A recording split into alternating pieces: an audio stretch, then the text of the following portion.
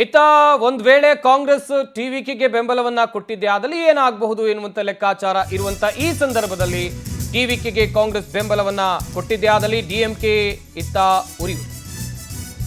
DMK ಪರಿಗಣಿಸದೆ ಟಿವಿಕೆಗೆ ಬೆಂಬಲ ನೀಡೋಕೆ ಮುಂದಾಗಿದೆ ಕಾಂಗ್ರೆಸ್. ನಿನ್ನೆ ಡಿಎಂಕೆ ಕರೆದಿದ್ದ ಮೈತ್ರಿಕೂಟದ ಸಭೆಗೆ ಕಾಂಗ್ರೆಸ್ ಗೈರಾಗಿದೆ. ಫಲಿತಾಂಶದ ಬಳಿಕ ಡಿಎಂಕೆ ಕಾಂಗ್ರೆಸ್ ನಡುವೆ ಬಿಕ್ಕಟ್ಟು ಶುರುವಾಗಿದೆ. ಕಾಂಗ್ರೆಸ್ 5 ವಿಧಾನಸಭಾ ಕ್ಷೇತ್ರದಲ್ಲಿ ಗೆಲ್ಲೋಕೆ ಸ್ಟಾಲಿನ್ ಅವರ ಪಾತ್ರ ಇದೆ. ನಮ್ಮ ಬೆಂಬಲ ಇಲ್ಲದೆ ಕಾಂಗ್ರೆಸ್ 5 ಸ್ಥಾನ ಗೆಲ್ಲೋಕೆ ಆಗ್ತಿರಲಿಲ್ಲ. ಕಾಂಗ್ರೆಸ್ ವಿರುದ್ಧ ಡಿಎಂಕೆ ಪಕ್ಷದ ನಾಯಕರು ಈ ರೀತಿಯಾಗಿ ಅಸಮಾಧಾನವನ್ನ ವ್ಯಕ್ತಪಡಿಸ್ತಾ ಇದ್ದಾರೆ.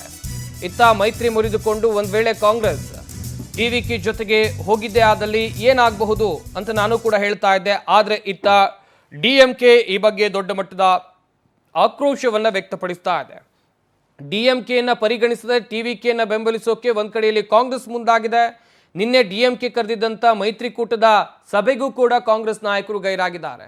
ಯಾಕೆ ಗೈರಾದ್ರು? ಬರಬೇಕಿತ್ತಲ್ಲ, ಮೈತ್ರಿಯಲ್ಲೇ ಚುನಾವಣೆಯನ್ನು ಎದುರಿಸಿದ್ದು, ಮೈತ್ರಿಯಲ್ಲೇ ಪ್ರಚಾರವನ್ನ ಮಾಡಿದ್ರು. ಆದರೆ ಈಗ ಮೈತ್ರಿ ಮುರಿದುಕೊಂಡು ಕಾಂಗ್ರೆಸ್ ಟಿವಿಕೆ ಜೊತೆಗೆ ಹೋಗೋದು ಎಷ್ಟರ ಮಟ್ಟಿಗೆ ಸರಿ ಅಂತ ಹೇಳಿ ಡಿಎಂಕೆ ನಾಯಕರು ದೊಡ್ಡ ಮಟ್ಟದಲ್ಲಿ ಅಸಮಾಧಾನವನ್ನ ವ್ಯಕ್ತಪಡಿಸ್ತಾ ಇದ್ದಾರೆ. ನಮ್ಮ ಬೆಂಬಲ ಇಲ್ಲದೆ ಕಾಂಗ್ರೆಸ್ 5 ಕ್ಷೇತ್ರದಲ್ಲಿ ಗೆಲ್ಲೋಕೆ ಸಾಧ್ಯ ಆಗ್ತಾ ಇರಲಿಲ್ಲ ಎನ್ನುವಂಥದ್ದು ಇಲ್ಲಿ ಡಿಎಂಕೆ ಪಕ್ಷದ ವಾದ. ಕಾದ್ ನೋಡಬೇಕು ಕಾಂಗ್ರೆಸ್ನ ತಂತ್ರ ಹೇಗಿದೆ, ಏನಾಗಬಹುದು ಅಂತೇಳಿ.